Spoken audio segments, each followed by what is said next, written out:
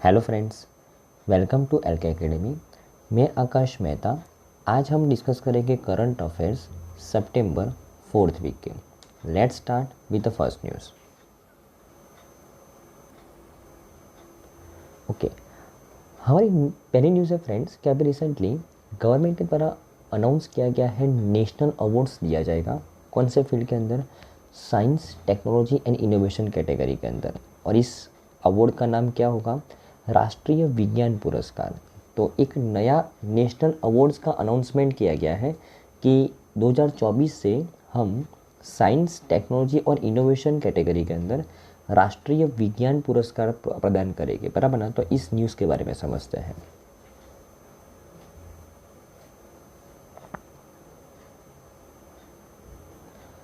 Okay, कि government of India has introduced Rashtriya Vigyan Puraskar, एक national awards in the field of the science, technology and innovation, right. Objective क्या है? To recognize the notable and inspiring contribution made by the scientist, technologists and innovators individually or in the teams in the various fields of the science, technology और innovation। तो science, technology और innovation के अंदर जो scientist या तो individually या तो टीम के अंदर उन्होंने अच्छा कंट्रीब्यूशन किया है देश के अंदर, तो उनको राष्ट्रीय विज्ञान पुरस्कार दिया जाएगा, बराबर ना, राइट। ओके, अगर मैं इस राष्ट्रीय विज्ञान पुरस्कार के बारे में बात करूँ तो is set to become one of the highest recognitions in the field of science, technology and innovation, and it will be replaced nearly 300 awards which is given by the various science departments with 56 centrally administered awards, बराबर ना। तो 300 awards जो अभी दिए जाते हैं अलग अलग डिपार्टमेंट के द्वारा साइंटिस्ट को, वो सभी 300 अवार्ड्स की जगह पे अब ये नेशनल अवार्ड्स दिए जाएंगे, राष्ट्रीय विज्ञान पुरस्कार, राइट ना। टोटल 13 डोमेन्स के अंदर ये पुरस्कार दिए जाएंगे। कौन कौन से 13 डोमेन्स के अंदर? Physics, chemistry, biological science, mathematics, computer science, earth science, medicine, engineering science, agriculture science, environmental science, technology and innovation, atomic energy, space science and technology and others. Total 13 अलग अलग सेक्टर्स के अंदर 13 डोमेन्स के अंदर ये award दिया जाएगा, बराबर ना। ओके, कौन कौन सी कैटेगरी में दिया जाएगा? तो टोटल 3 कैटेगरी में ये अवार्ड दिया जाएगा।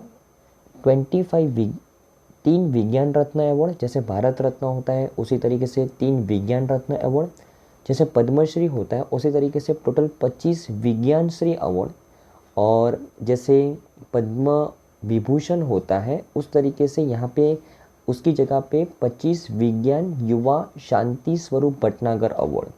शांति स्वरूप भटनागर तो अभी भी दिया जाता है, हमने लास्ट वीक ही उसको डिस्कस किया था शांति स्वरूप भटनागर अवार्ड्स के बारे में साइंस एंड टेक्नोलॉजी फील्ड के अंदर।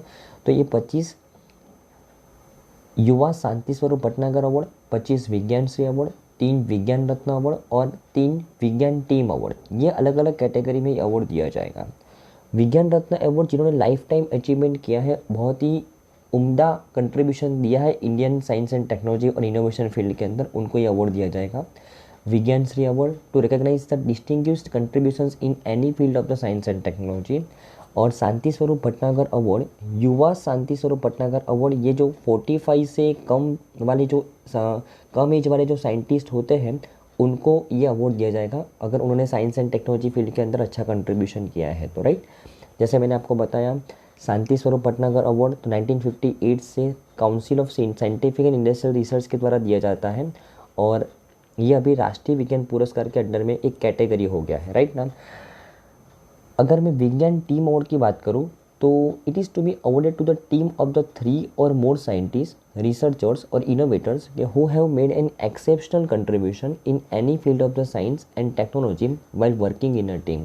तो यहाँ पे अगर 3 और 3 से ज़्यादा साइंटिस्ट के द्वारा अगर टीम में मिलकर कुछ रिसर्च इनोवेशन किया है तो ये विज्ञान टीम अवार्ड उनको दिया जाएगा, राइट ना। टोटल 4 कैटेगरी, विज्ञान रत्न, विज्ञान श्री, विज्ञान युवा शांति स्वरूप भटनागर अवार्ड और विज्ञान टीम अवार्ड, बराबर ना। ओके, कौन कौन एलिजिबल होगा इस नेशनल अवार्ड के लिए? तो scientist, technologists and innovators working in any field of the science in government or private organizations who have contributed to the any field of the science and technology shall be eligible for the award। बराबर ना, scientist, technologist और innovators जो कोई भी field में काम करते हैं साइंस एंड टेक्नोलॉजी के, प्राइवेट और गवर्नमेंट संस्था के अंदर, वो एलिजिबल हैं। पीपल ऑफ इंडियन ओरिजिन, जो इंडियन ओरिजिन है लेकिन वो अब्रोड में सर्विस प्रोवाइड कर रहे हैं, लेकिन उन्होंने इंडियन साइंस एंड टेक्नोलॉजी के अंदर अच्छा कंट्रीब्यूशन किया है, तो वो भी ये एलिजिबल है इस अवार्ड के लिए। बराबर ना, ओके। अगर मैं साइंस एंड टेक्नोलॉजी की बात करूं फ्रेंड्स, तो हमारे जो मिनिस्टर ऑफ स्टेट हैं डॉक्टर जितेंद्र सिंह, और उनकी कंस्टिट्यूंसी है उधमपुर, जम्मू कश्मीर, राइट ना, ओके। तो आई थिंक आपको इस न्यूज़ में अच्छे समझ में आया होगा फ्रेंड्स। एक नया नेशनल अवार्ड्स इंट्रोड्यूस होगा 2024 से, और उसका नाम है राष्ट्रीय विज्ञान पुरस्कार। साइंस एंड टेक्नोलॉजी और इनोवेशन फील्ड में जो अच्छा कंट्रीब्यूशन करेगा उनको ये 4 अलग अलग कैटेगरी में ये अवार्ड दिया जाएगा, राइट ना, okay.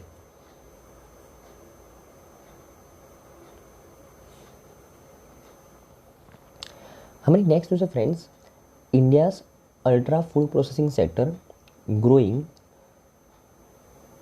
Who calls for the nutrient based tax model. बराबर ना, तो यहाँ पे WHO के द्वारा, वर्ल्ड हेल्थ ऑर्गेनाइजेशन के द्वारा एक रिपोर्ट लॉन्च किया गया है। अल्ट्रा फूड प्रोसेसिंग सेक्टर का जो ग्रोथ हुआ है इंडिया का, उसके बारे में ये रिपोर्ट समझते हैं। सबसे पहले ये न्यूज़ को समझने से पहले, what is ultra process food.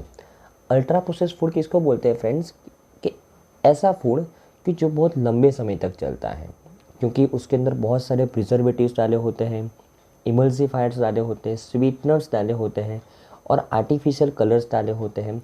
तो ऐसे फूड्स जो बहुत लंबे समय तक चलते हैं because of this preservatives, emulsifiers, sweeteners वगैरह वगैरह, तो ऐसे फूड्स हमारे बॉडी के लिए बहुत हानिकारक हैं। तो ये फूड को बोलते हैं अल्ट्रा प्रोसेस फूड, राइट ना। तो ये अल्ट्रा प्रोसेस फूड के बारे में अभी रिसेंटली WHO ने इंडिया का डेटा निकाला है। WHO ने अपने रिपोर्ट में क्या बताया है कि अल्ट्रा फूड प्रोसेसिंग सेक्टर जो इंडिया का है वो 13.37% से ग्रोथ हो रहा है हर साल, कंपाउंड एनुअल ग्रोथ रेट। कब से लेके कब तक, 2011 से लेके 2021 के समय के बीच में, बराबर ना। तो ये 10 साल के अंदर हर साल 13.37% का ग्रोथ हो रहा है अल्ट्रा फूड प्रोसेसिंग सेक्टर के अंदर, बराबर ना। वो WHO बोल रहा है इंडिया के अंदर, right, okay. This report has been developed by the WHO country office for India in collaboration with the Indian council for the research on international economic relation. ये दोनों संस्था ने साथ में मिलकर इस रिपोर्ट को तैयार किया है, बराबर ना, ओके। अगर मैं इस रिपोर्ट के हाईलाइट्स के बारे में बात करूँ, the report has analyse 5 popular categories of ultra process food in India. Ultra process food Bharat में बहुत मात्रा में अभी फैल चुके हैं, लेकिन अगर मैं उसमें से 5 पॉपुलर कैटेगरी को पिक करूँ इस रिपोर्ट के मुताबिक, तो कौन कौन से हैं, तो chocolate and sugar confectionery, salty snacks, beverage, readymade and convenient food and breakfast cereals, बराबर ना। तो ये 5 कैटेगरी के food, ultra process food Bharat के अंदर बहुत डिमांड में है, राइट ना। Report highlighted the requirement of the policy interventions to halt this rising trend of ultra process food in order to prevent India from facing an obesity epidemic similar to the certain western nations। Report क्या highlight कर रहा है, अगर अभी कोई policy interventions नहीं रखा गया, कोई स्ट्रिक्ट पॉलिसी नहीं बनाई गई, ये अल्ट्रा प्रोसेसिंग फूड सेक्टर को होल्ड पे नहीं डाला गया, तो जो बाकी जो वेस्टर्न नेशंस हैं उसकी तरीके से इंडिया को भी फेस करना पड़ेगा ओबेसिटी एपिडेमिक, बराबर ना। तो ये जस्ट वार्निंग कंसर्न दे रहा है WHO इंडिया को, बराबर ना, ओके ओके। ये रिपोर्ट के कुछ की रिकमेंडेशंस हैं जो WHO के द्वारा इंडियन गवर्नमेंट को दिया गया है। The report have recommend the actions for India to achieve the nutritional security and meet the UN sustainable development goals by 2030, बराबर ना। सस्टेनेबल डेवलपमेंट गोल्स को अचीव करने के लिए इंडिया को बोला गया है कि आपको न्यूट्रिशनल सिक्योरिटी बढ़ाने के लिए कुछ स्टेप्स लेने पड़ेंगे। Report highlighted that the advertising and marketing regulations should be reduce the targeted efforts to market and advertise the products like the sweet biscuits to the children. तो ऐसे जो एडवर्टाइज हैं, ऐसे जो मार्केटिंग रेगुलेशंस है, वो उसके ऊपर आपको स्ट्रिक्ट निगरानी रखनी पड़ेगी कि भाई जो एडवर्टाइज के माध्यम से मार्केटिंग किया जाता है स्वीट बिस्किट चिल्ड्रंस के लिए, लेकिन वो उनके लिए बहुत हानिकारक है, राइट। रिपोर्ट ऑल्सो स्टेटेड है कि जो food safety and standard authority of India है, उनको बहुत सारे स्टेक होल्डर्स के साथ मिल के एक डेफिनेशन बनानी चाहिए। किसकी डेफिनेशन बनानी चाहिए? High fat sugar and salt, high fat sugar and salt की एक फूड डेफिनेशन बनानी चाहिए कि कौन सा फूड हाई फैट वाला है, कौन सा फूड शुगर वाला है, कौन सा फूड के अंदर सॉल्ट ज़्यादा मात्रा में है। तो एक परफेक्ट डेफिनेशन चाहिए जो food safety standard authority of India को अलग अलग स्टेक होल्डर्स के साथ में मिलकर ये डेफिनेशन को तैयार करना है। और ये जो high fat sugar and salt वाले जो प्रोडक्ट्स हैं उसके ऊपर जीएसटी ज़्यादा लगाना चाहिए, राइट ना। ओके, और उसके अलावा ये इसका मतलब क्या हो गया, डब्ल्यूएचओ सजेस्ट कर रहा है कि न्यूट्रिएंट्स बेस्ड टैक्स मॉडल होना चाहिए कि अगर ये खाने के अंदर न्यूट्रिएंट्स ही नहीं है तो उसके ऊपर जीएसटी ज़्यादा इम्पोज करना चाहिए, बराबर ना। ओके,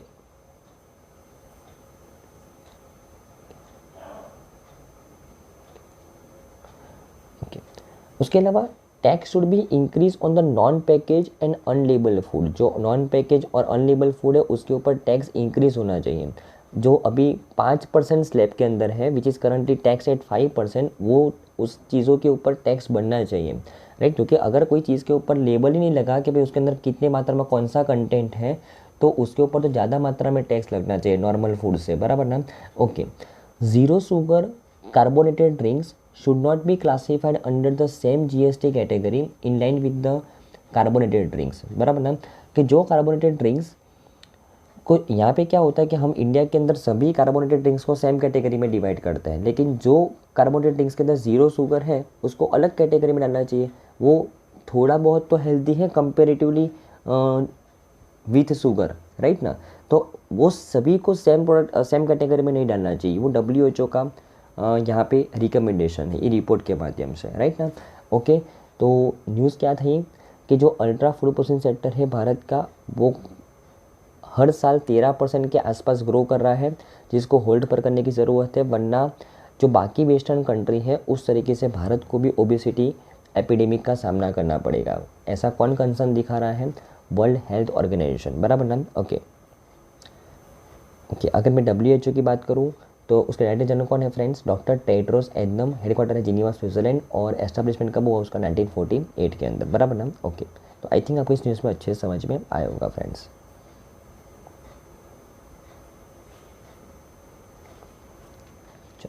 हमारी नेक्स्ट न्यूज़ है फ्रेंड्स कि अभी recently union minister of state for agriculture and farmer welfare Shri Kailash Choudhary, उनके द्वारा एक लॉन्च किया गया artificial intelligence chatbot for the PM Kisan scheme, बराबर ना।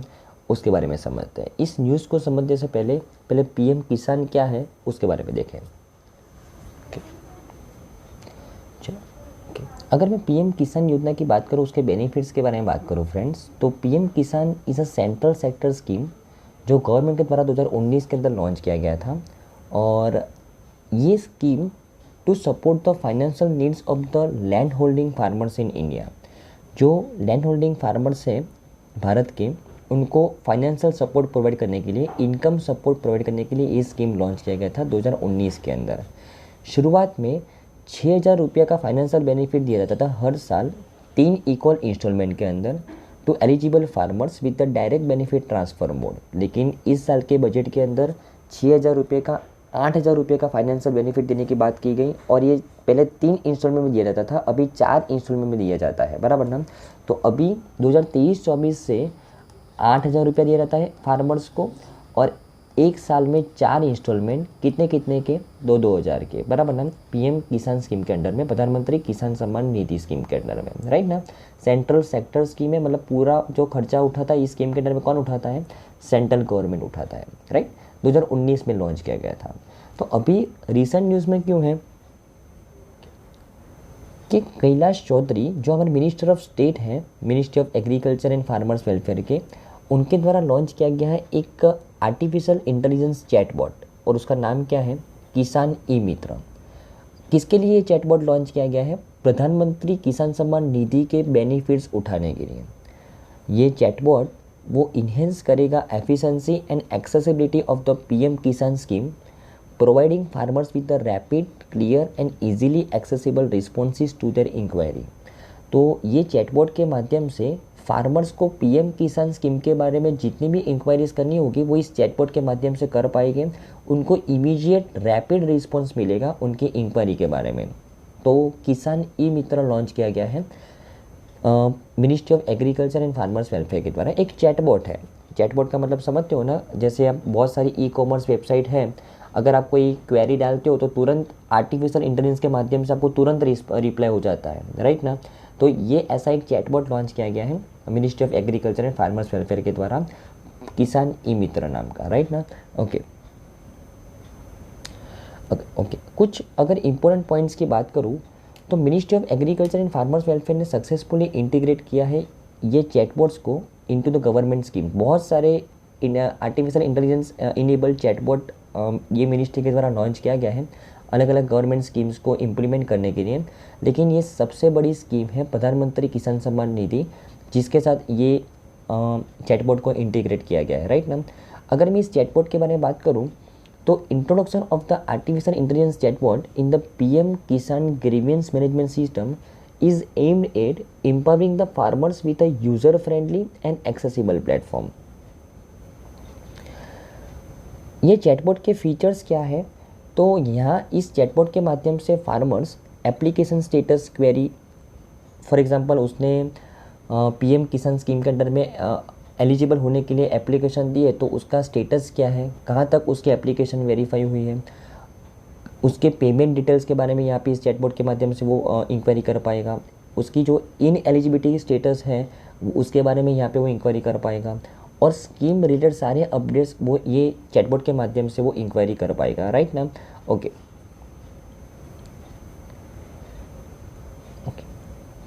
ये जो आर्टिफिशियल इंटेलिजेंस चैटबॉट डेवलप किया गया है वो पीएम किसान मोबाइल एप्लीकेशन, एक स्पेसिफिक एप्लीकेशन ही बनाया गया है ministry of agriculture and farmers welfare के द्वारा पीएम किसान योजना का बेनिफिट उठाने के लिए। पीएम किसान मोबाइल एप्लीकेशन, तो ये मोबाइल एप्लीकेशन के थ्रू ये चैटबॉट का यूज़ किया जा सकता है फार्मर्स के द्वारा। और ये चैटबॉट का यूज़ भाषिनी के साथ ये चैटबॉट को इंटीग्रेट किया गया है। हमने लगभग 2-3 महीने के पहले ही करंट अफेयर में डिस्कस किया गया था कि भारत सरकार के द्वारा भाषिनी लॉन्च किया गया है। ये भाषिनी लैंग्वेज के माध्यम, ये भाषिनी एक लैंग्वेज ट्रांसलेशन टूल है। जिस तरीके से गूगल ट्रांसलेट में आप कैसे कोई भी लैंग्वेज में ट्रांसलेट कर सकते हो, उसी तरीके से ये भाषिनी एक लैंग्वेज ट्रांसलेशन टूल है जहाँ पे आप जो बोल रहे हो ना, फॉर एग्जांपल आप इंग्लिश में कुछ बोल रहे हो, उसका रियल टाइम ट्रांसलेशन आप जो भी लैंग्वेज में चाहते हो उस लैंग्वेज में रियल टाइम ट्रांसलेशन हो सकता है, बराबर नहीं। ये भाषिनी लैंग्वेज ट्रांसलेशन टूल के माध्यम से जो इंडिया के द्वारा डेवलप किया गया है और ये आर्टिफिशियल इंटेलिजेंस चैटबॉट को है ना इस भाषिनी टूल के साथ इंटीग्रेट किया गया है। मतलब यहाँ पे फार्मर्स अगर कोई भी लैंग्वेज में बोले और वो कोई भी लैंग्वेज में ट्रांसलेट करना चाहे तो वो यहाँ पे इजीली समझ सकता है, सिंपल, राइट ना। ओके, करंटली ये जो चैटबॉट है ना वो कौन से लैंग्वेज में अवेलेबल होगा? इंग्लिश, हिंदी, बंगाल, उड़िया, तमिल और बहुत ही शॉर्ट पीरियड के अंदर ये जो चैटबॉट है वो 22 जो हमारे ऑफिशियल लैंग्वेज है उसके अंदर ही अवेलेबल हो जाएगा, राइट ना। तो ध्यान में रखना है। तो आई थिंक आपको इस न्यूज़ में अच्छे समझ में आया होगा। एक चैटबॉट लॉन्च किया गया है किसान ई मित्र पीएम किसान योजना के बेनिफिट्स लेने के लिए और इसको भाषिनी आर्टिफिशियल इंटेलिजेंस जो हमने आर्टिफिशियल इंटेलिजेंस इनेबल जो लैंग्वेज ट्रांसलेशन टूल डेवलप किया उसके साथ इंटीग्रेट किया गया है। ओके, चलो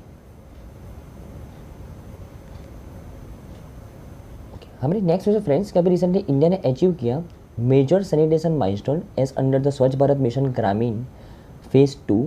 और कौन सा माइलस्टोन अचीव किया? 75% विलेजेस बिकम द ODF+। ये माइलस्टोन अचीव किया गया है भारत के द्वारा। अब ये माइलस्टोन क्या है, स्वच्छ भारत मिशन ग्रामीण फेज़ 2 क्या है, उसके बारे में डिस्कस करते हैं। चलो, अगर मैं स्वच्छ भारत मिशन ग्रामीण की बात करूँ फ्रेंड्स तो ये मिशन कब लॉन्च किया गया था? 2014 के अंदर। और ये मिशन को कौन इम्प्लीमेंट करवा रहा है? मिनिस्ट्री ऑफ जल शक्ति इम्प्लीमेंट करवा रही है। और इस मिशन का मेन ऑब्जेक्टिव क्या है? To accelerate the efforts to achieve the universal sanitation coverage and to put focus on the sanitation. यहाँ पे ये जो स्वच्छ भारत मिशन ग्रामीण जो पर्पस से लॉन्च किया गया था उसका मेन पर्पस था यूनिवर्सल सैनिटेशन कवरेज अचीव करना, सैनिटेशन के ऊपर फोकस करना। और उसका जो फेज़ 1 था वो 2014 से लेके 2019 2014 से लेके 2019 तक का ये फेज़ 1 था।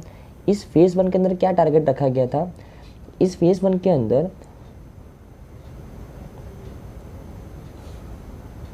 ODF स्टेटस अचीव करने का टारगेट रखा गया था। ODF का मतलब क्या हो गया? Open defecation free. इस फेज़ 1 के अंदर ओपन डेफिकेशन फ्री ये स्टेटस अचीव करने का टारगेट रखा गया था। मतलब सभी गांव के अंदर एक भी व्यक्ति खुले में शौच करता नहीं होना चाहिए। ये 2014 से लेकर 2019 तक का जो फेज़ 1 लॉन्च किया गया था स्वच्छ भारत मिशन ग्रामीण का, ये उसका फेज़ 1 का टारगेट था। और अगर मैं बात करूँ ना इस मिशन के प्रोग्रेस की, कि 2014 से पहले जब ये मिशन लॉन्च नहीं किया गया था तब रूरल एरिया के अंदर सैनिटेशन का कवरेज कितना था? मात्र 38.7%। लेकिन जब से ये मिशन इम्प्लीमेंट किया जा रहा है, more than 10 crore individual toilets were constructed, and as a result rural areas in all states were self-declared having achieved ODF status। 2 अक्टूबर 2019 तक ये स्कीम लॉन्च की गई थी। 2 अक्टूबर 2014 और 2 अक्टूबर 2019 तक भारत के सभी विलेजेस के द्वारा अपने आप को डिक्लेयर किया गया है ODF स्टेटस वाला। ODF स्टेटस मतलब क्या हो गया? Open defecation free. क्योंकि कितने इंडिविजुअल टॉयलेट्स को कंस्ट्रक्ट किया गया है इस मिशन के अंडर में? 10 करोड़ से ज़्यादा, राइट ना। तो ये इस मिशन का प्रोग्रेस है। ओके, उसके बाद स्वच्छ भारत मिशन ग्रामीण फेज़ 2 लॉन्च किया गया 2020 से लेकर 2025 तक। और इस मिशन के अंदर में क्या करना है कि जो ODF स्टेटस अचीव हुआ है उसको मेंटेन रखना है।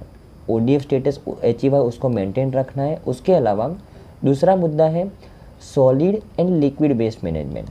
सॉलिड और लिक्विड वेस्ट मैनेजमेंट करना है। अगर ये दो चीज़ों को मेंटेन रखते हो तो आपको एक स्टेटस दिया जाएगा ODF plus status. ODF plus status कौन से मिशन के अंडर में?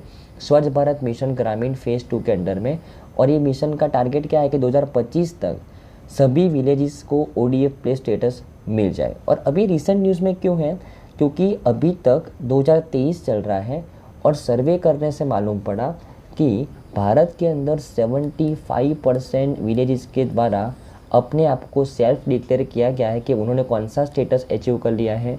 ODF प्लस स्टेटस अचीव कर लिया है, बराबर ना। ओके, ODF प्लस स्टेटस का मतलब समझ में आया ना। जो ODF फर्स्ट फेज़ में अचीव किया था उसको मेंटेन रखा है और सॉलिड और लिक्विड वेस्ट मैनेजमेंट मेंटेन रखा है ना। सॉलिड और लिक्विड वेस्ट मैनेजमेंट किया है, बराबर ना। तो ये ODF प्लस स्टेटस है, राइट।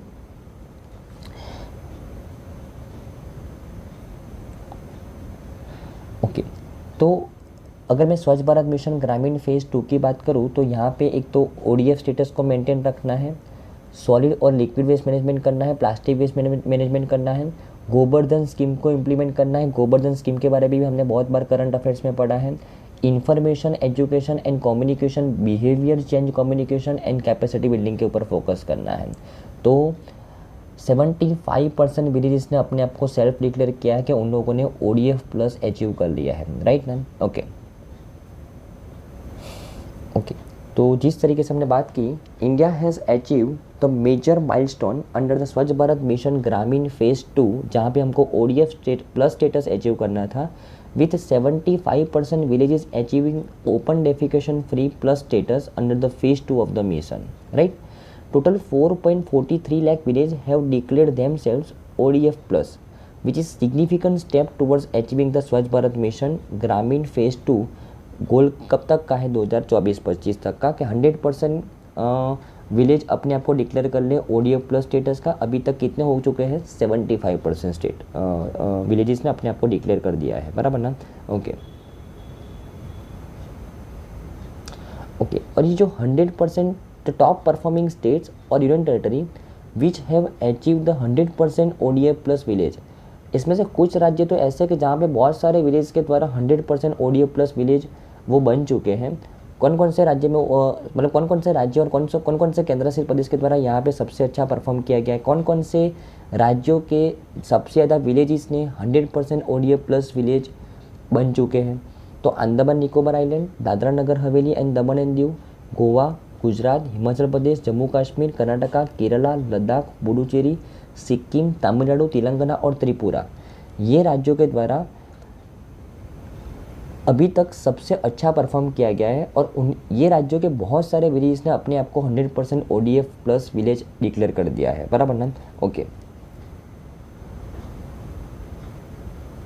ओके ओके अभी ये जो ODF प्लस स्टेटस अब जो विलेज सेल्फ डिक्लेयर करते हैं वो ODF प्लस स्टेटस है ना 3 स्टेज में से पसार होता है। कौन कौन से 3 स्टेज में से कि टोटल जो हम 4,43,000 विलेज की बात कर रहे हैं ना, उसमें से 2,92,000 विलेज तो एस्पायरिंग स्टेज में है, एस्पायरिंग विलेज है। मतलब उन्होंने या तो सॉलिड वेस्ट मैनेजमेंट हासिल किया है या तो फिर लिक्विड वेस्ट मैनेजमेंट हासिल किया है, दोनों हासिल नहीं किया है, राइट ना।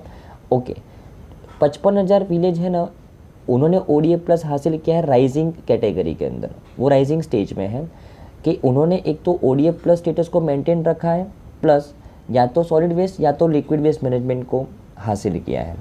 और 96,000 विलेज ऐसे हैं कि जिन्होंने तो ODF स्टेटस भी मेंटेन किया है और सॉलिड वेस्ट और लिक्विड वेस्ट मैनेजमेंट दोनों ही हासिल किया है, राइट ना। तो ऐसे विलेज को क्या बोला जाता है, मॉडल विलेज बोला जाता है, राइट ना। ओके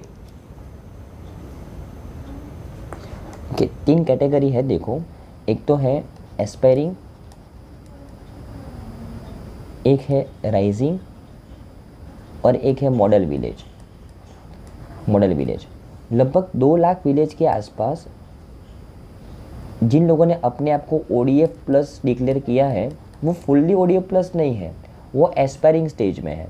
मतलब वहाँ पे अभी मात्र या तो सॉलिड वेस्ट मैनेजमेंट कंप्लीट हुआ है या तो लिक्विड वेस्ट मैनेजमेंट कंप्लीट हुआ है, राइट। ये राइजिंग वाले जो विलेजेस है वहाँ पे भी कंप्लीट ODF प्लस अचीव नहीं हुआ है, वो राइजिंग स्टेज में है।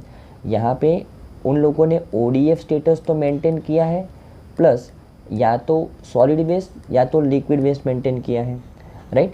और जो मॉडल विलेजेस है जहाँ पे उन्होंने ODF स्टेटस भी मेंटेन किया है और सॉलिड वेस्ट भी मेंटेन किया है और लिक्विड वेस्ट भी मेंटेन किया है, तो ये तीन मेंटेन किया है, वो कौन से विलेज हो गए, मॉडल। वो तो मात्र कितने हैं, 96,018 विलेजेस है, ध्यान में रखना है, बराबर ना। तो यहाँ पे ये जो 75% है वो मतलब वो ये तीनों कैटेगरी में आ गए हैं, एस्पायरिंग, राइजिंग और मॉडल। और मॉडल कैटेगरी में जो है ना उन्होंने complete ODF plus status achieve कर लिया है, राइट ना। आई थिंक आपको समझ में आया होगा। ओके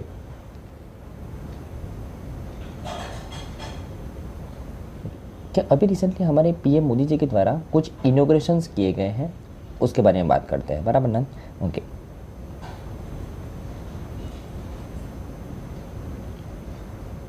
तो हमारे PM मोदी जी के द्वारा कुछ इनोग्रेशंस हुए हैं, उसके बारे में बात करते हैं। तो 3 इनोग्रेशन किए हैं PM मोदी जी के द्वारा। PM Modi inaugurated Kashi Sansad Sanskrit Mahotsav at Rudraksh international cooperation and convention centre, कहाँ पे, वाराणसी उत्तर प्रदेश के अंदर।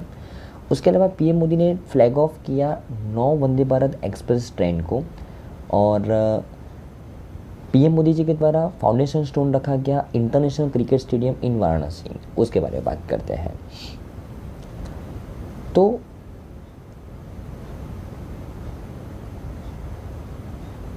PM मोदी के द्वारा 16 अटल आवासीय विद्यालय का अभी इनोग्रेशन किया गया। आवासीय विद्यालय मतलब क्या हो गया, रेसिडेंशियल स्कूल। 16 अटल आवासीय विद्यालय वाराणसी उत्तर प्रदेश के अंदर इसका फाउंडेशन स्टोन रखा गया है PM मोदी जी द्वारा। इस विद्यालय के बारे में बात करते हैं। PM मोदी ने अभी इनोग्रेशन किया 16 अटल आवासीय विद्यालय build eight a cost of approximately 1115 crore across the Uttar Pradesh. Total UP के अंदर 16 अटल आवासीय विद्यालय का अभी इनोग्रेशन किया गया वर्चुअली PM मोदी जी के द्वारा। और आवासीय विद्यालय का मतलब क्या हो गया, रेसिडेंशियल स्कूल, और ये अटल आवासीय विद्यालय है। These schools aim to provide the quality education to the children of laborers, construction workers and orphans who are affected by the COVID-19 pandemic, especially to the children from the weaker sections of the society।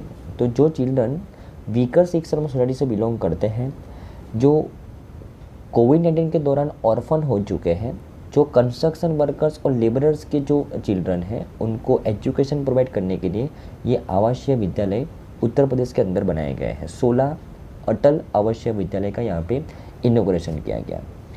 Each school boast modern facilities, classrooms, sport grounds, recreational area, auditorium, hostels and residential staff flats with a capacity for up to 1000 students in the each school। बराबर ना। तो ऐसे schools का अभी inauguration किया गया PM Modi ji के द्वारा, राइट। उसके अलावा पीएम मोदी के द्वारा फ्लैग ऑफ किया अभी रिसेंटली 9 वंदे भारत एक्सप्रेस ट्रेन को। ये 9 जो वंदे भारत एक्सप्रेस ट्रेन है वो कहाँ से कहाँ ट्रैवलिंग करेगी वो आपके लिए इम्पोर्टेंट नहीं है, लेकिन ये जो वंदे भारत एक्सप्रेस ट्रेन है वो उनके फीचर्स क्या है वो आपके लिए इम्पोर्टेंट है, बराबर ना। ओके। अगर मैं वंदे भारत एक्सप्रेस ट्रेन की बात करूं कि प्रीवियसली ये ट्रेन्स को ट्रेन 18 बोला जाता था। 2019 के अंदर 15 फरवरी 2019 के अंदर first Vande Bharat express train new Delhi और वाराणसी के बीच में फ्लैग ऑफ की गई थी मोदी जी के द्वारा। There are currently 25 Vande Bharat trains in operation and an additional 9 have been introduced right now. अगर वंदे भारत ट्रेन कौन से मिनिस्ट्री के अंडर में ये रन होती है? Ministry of railway. Union minister कौन है? अश्विनी वैष्णव। मिनिस्टर ऑफ स्टेट कौन है? राव साहेब दानवे एंड दर्शनाथ जारडोस, राइट। और अगर मैं कुछ स्टेटिक फैक्ट्स के बारे में और बात करूँ तो Kerala gets first orange Vande Bharat express on Kasaragod Thiruvananthapuram route. Bharat की पहली ऑरेंज वंदे भारत एक्सप्रेस कौन से स्टेट में चल रही है? केरला के अंदर। और बाकी नॉर्मली जो वंदे भारत ट्रेन का जो कलर होता है वो वाइट और ब्लू होता है, लेकिन ये जो ऑरेंज वंदे भारत ट्रेन है वो कहाँ पे अभी लॉन्च की गई है? केरला के अंदर, बराबर ना, ध्यान में रखना है। अगर मैं ऑरेंज वंदे भारत ट्रेन, जैसे मैंने आपको बताया कि Vande Bharat express train have been given a new look with a combination of the orange, grey and white colour in the front instead of previous white and blue colour scheme, right ना। Okay. उसके अलावा PM Modi ji के द्वारा और एक उद्घाटन किया गया, इंटरनेशनल क्रिकेट स्टेडियम बनाया गया है वाराणसी के अंदर with the capacity of 30,000 spectators. It is being developed in the Ganjari Raja Talab Varanasi at a cost of 450 crore, right ना। और ये जो इंटरनेशनल क्रिकेट स्टेडियम बनाया गया है वाराणसी के अंदर, उसका जो थीमेटिक आर्किटेक्चर है वो drones inspiration from the Lord Shiva के थीम के ऊपर ये स्टेडियम को बनाया गया है। Stadium will be equipped with the crescent shape roof cover, trident shape lights, ghat shape based seating, bilvipatra shape metallic seats on the facade. तो ये कुछ लॉर्ड शिवा के थीम के ऊपर ये पूरा स्टेडियम को बनाया गया है वाराणसी के अंदर, इंटरनेशनल क्रिकेट स्टेडियम, जो कब से ऑपरेट होगा? दिसंबर 2022 से, बराबर ना।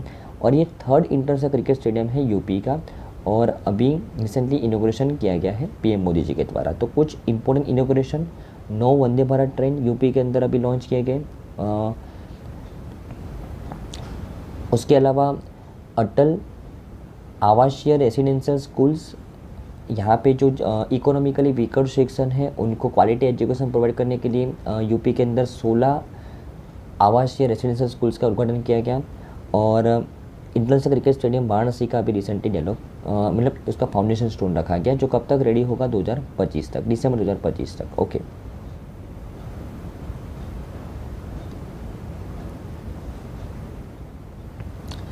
हमारी नेक्स्ट न्यूज़ है फ्रेंड्स कि अभी recently union minister Mansukh Mandaviya ने भी लॉन्च किया national policy and scheme to revolutionise the pharma medtech sector. उसके बारे में बात करते हैं। डॉक्टर मनसुख मांडविया जो हमारे minister of health and family welfare है और उसके अलावा ministry of chemical and fertiliser भी है, उनके द्वारा लॉन्च किया गया national policy on research and development and innovation in pharma medtech sector in India. Pharma medtech sector है जो हमारे इंडिया का, उसके अंदर रिसर्च एंड डेवलपमेंट और इनोवेशन करने के लिए एक पॉलिसी तैयार किया गया है और एक स्कीम लॉन्च किया गया है, scheme for promotion of the research and innovation in the pharma medtech sector during an event in new Delhi. तो जो मिनिस्ट्री ऑफ केमिकल और फर्टिलाइजर्स है जो हमारे, उनके द्वारा एक पॉलिसी लॉन्च की गई है और एक स्कीम लॉन्च की गई है। स्कीम का नाम है prep, promotion of research and innovation in the pharma medtech, बराबर ना। इसके बारे में बात करते हैं। अगर मैं पॉलिसी की बात करूं फ्रेंड्स, तो ये पॉलिसी का एम क्या है? To promote the research and development in the pharmaceuticals including the traditional medicines, phyto pharmaceuticals and medical devices. अगर मैं इस पॉलिसी के फोकस एरिया के बारे में बात करूं, तो इनोवेशन को फोस्टर करना है एंड रिसर्च को फोस्टर करना है by enhancing the regulatory environment and nurturing the new talent. Encourage करना है प्राइवेट और public investment in innovation using the various incentives, और एस्टैब्लिश करना है एक supportive ecosystem for the cross sectoral research to drive the sustainable sector growth. तो ये focus से ये पॉलिसी को तैयार किया गया है मेडटेक सेक्टर में रिवॉल्यूशन लाने के लिए। अगर मैं उसमें से कुछ की पॉइंट्स की बात करूँ, इट प्रपोज, ये पॉलिसी के अंदर क्या बोला गया है, एक to set up an Indian council of the pharmaceuticals and medtech research and development to facilitate and promote the collaboration among the industry, academia and research institute. जिस तरीके से council of scientific and industrial research है, जिस तरीके से council of medical research है CSMR, उसी तरीके से इंडियन काउंसिल ऑफ फार्मास्यूटिकल्स और and medtech research and development centre बनाया जाएगा, जो फैसिलिटेट करेगा collaboration among the industry, academia and research institutions. ये एक पॉलिसी का विजन है। Policy will aid in higher GDP contribution, boosted exports, global market share growth, improve healthcare, reduce disease burden, high-end R&D job, talent repartition। तो ये policy की मदद से ये चीज़ों को हमको डेवलप करना है। As a part of the policy there will be the introduction of the centralised dashboard to track upcoming innovations and research. एक डैशबोर्ड भी तैयार किया जाएगा, जहाँ पे जो हम अपकमिंग इनोवेशंस और रिसर्च करते होंगे उसके अंदर कितना हमने प्रोग्रेस किया उसको हम ट्रैक भी कर पाएंगे, राइट ना। ओके, अगर मैं इस पॉलिसी के बैकग्राउंड के बारे में बात करूँ, तो ये पॉलिसी किसके रिकमेंडेशन से बनाई गई है? तो on the recommendation of the parliamentary standing committee in the 46th report, department of pharmaceuticals under the ministry of chemical and fertilisers, उन्होंने के द्वारा एक कमेटी बिठाई गई थी, एक हाई लेवल की inter departmental committee to draft and finalise the policy on the R&D and innovation, जिन्होंने अपना रिपोर्ट कब सबमिट किया? सितंबर 2020 के अंदर। तो मिनिस्ट्री ऑफ केमिकल एंड जो फर्टिलाइज़र है उनके द्वारा एक इंटर डिपार्टमेंटल कमेटी बैठाई गई थी सितंबर 2020 के अंदर, और उनके द्वारा एक रिपोर्ट तैयार किया गया और कुछ रिकमेंडेशंस दिया गया कि किस तरीके से हम एक पॉलिसी बना सकते हैं और फार्मास्यूटिकल सेक्टर के अंदर हम रिसर्च और डेवलपमेंट और इनोवेशन को बढ़ावा दे सकते हैं, राइट। और उनके ही रिकमेंडेशन को ध्यान में रख के ये पॉलिसी को तैयार किया गया है, बराबर ना। ओके, और अगर मैं एक स्कीम के बारे में बात करूं, प्रीप,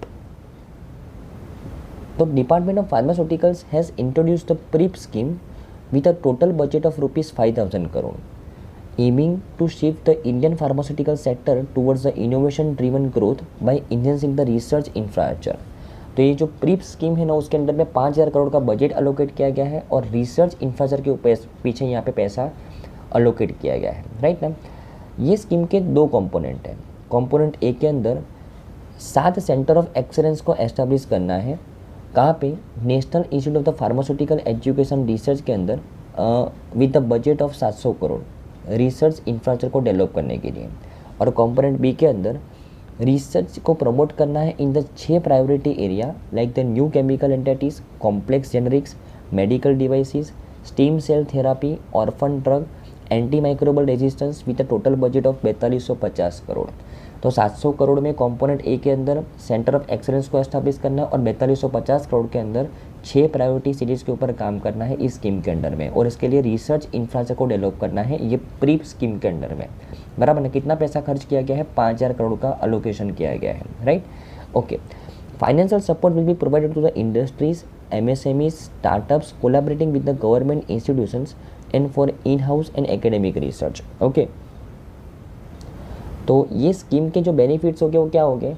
तो डेवलपमेंट होगा वर्ल्ड क्लास रिसर्च इंफ्रास्ट्रक्चर का, फोस्टर होगा talent pool of qualified students, promotion होगा इंडस्ट्री एकेडेमिया पार्टनरशिप का to drive the innovation, acceleration of the pharmaceutical sector's growth leading to the increased revenue and job creation, development of the affordable healthcare solutions, reducing the healthcare burden। तो ये कुछ benefit हो गए इस scheme को अच्छी तरीके से अगर हम इम्प्लीमेंट करेंगे तो, राइट ना। ओके, अगर मैं कुछ की पॉइंट्स के बारे में बात करूँ, इंडिया की जो फार्मास्यूटिकल इंडस्ट्री का अभी तक का जो सिनेरियो है कि as Indian pharmaceutical industry is a third largest pharmaceutical industry in the world by volume with current market size कितनी है, $50 बिलियन है। ही strengthening of R&D infrastructure is needed for the self reliance. तो यहाँ पे जो R&D इंफ्रास्ट्रक्चर के ऊपर हम जो फोकस करें वो हमारे सेल्फ रिलायंस को और ज़्यादा मजबूत करेगा। Pharma and medical device sector should be transition from the cost centrics to the innovation driven. Pharma और मेडिकल सेक्टर कैसा होना चाहिए, कॉस्ट सेंट्रिक नहीं होना चाहिए। यहाँ पे हमको जो हो सके इतना इनोवेटिव होना है ताकि हम आने वाले जो पेंडेमिक है उसको भी कॉम्बेट कर सकें, राइट ना। ओके, अगर मैं मिनिस्ट्री ऑफ केमिकल एंड जो फर्टिलाइजर्स है उसके बारे में बात करूँ तो डॉक्टर मनसुख मांडविया हमारे मिनिस्टर हैं और मिनिस्टर ऑफ स्टेट कौन है, भगवंत खुबा है, right. Okay,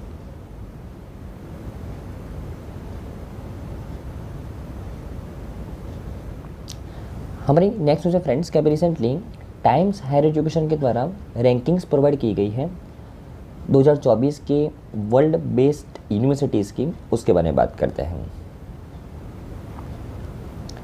according to the Times Higher Education world university ranking 2024, the Indian institute of the science Bengaluru is rank number 1 among the Indian institutions.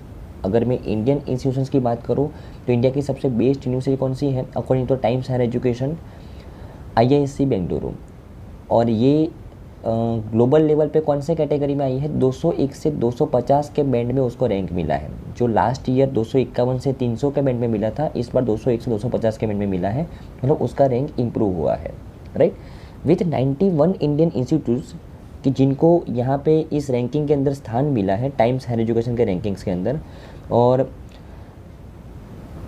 India is the 4th most represented country on the list. Total ये जो list है उसमें India के 91 institutes हैं जो 4th most represented country है दुनिया के अंदर इस लिस्ट के अंदर, बराबर ना, राइट। अगर मैं Times Higher Education world university rankings की 2024 की बात करूँ तो सबसे टॉप पे कौन सा यूनिवर्सिटी आया ग्लोबल लेवल पे, यूनिवर्सिटी ऑफ ऑक्सफोर्ड UK का, बराबर ना। 8th कंसेक्यूटिव ईयर, ये 8 सालों से कंटिन्यूसली टाइम्स हायर एजुकेशन का जो वर्ल्ड यूनिवर्सिटी रैंकिंग्स है उसको टॉप कर रहा है, बराबर ना। सेकंड नंबर पे कौन सा आया है, Stanford university and Massachusetts institute of technology of US, वो सेकंड और थर्ड नंबर पे रिस्पेक्टिवली आए हैं, राइट ना। ओके, तो ये इंडिया के इंस्टीट्यूट्स है जिनको 2024 में रैंक मिला है। सबसे ऊपर कौन है, IISc बेंगलुरु है, उसके नीचे है अन्ना यूनिवर्सिटी 501 से 600 के बैंड में है, बराबर ना। तो ये आपके लिए इंपॉर्टेंट नहीं, जस्ट टॉप में कौन आया है वो आपको ध्यान में रखना है। अगर मैं इस रैंकिंग्स के बारे में बात करूँ, ये 20th एडिशन था।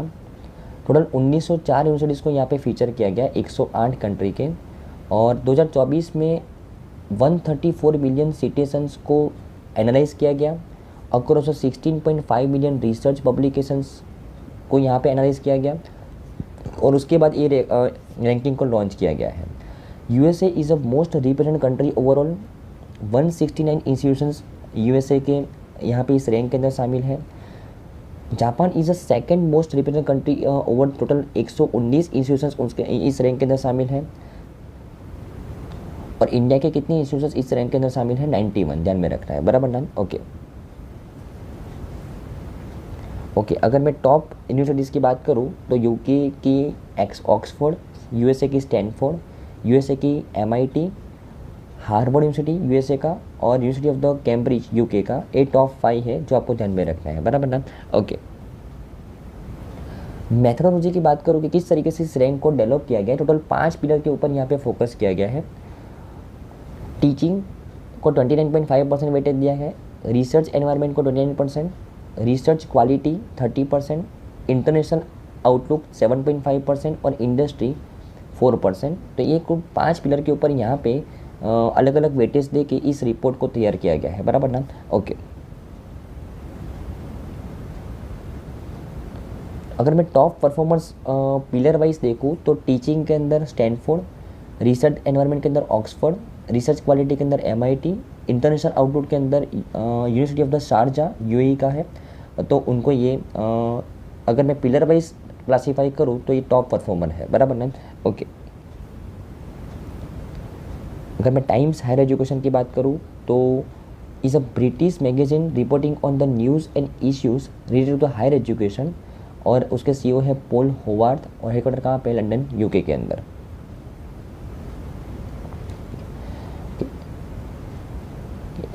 तो थैंक यू फ्रेंड्स, आज की तमाम न्यूज़ में आपको अच्छे समझ में आया होगा। बाय।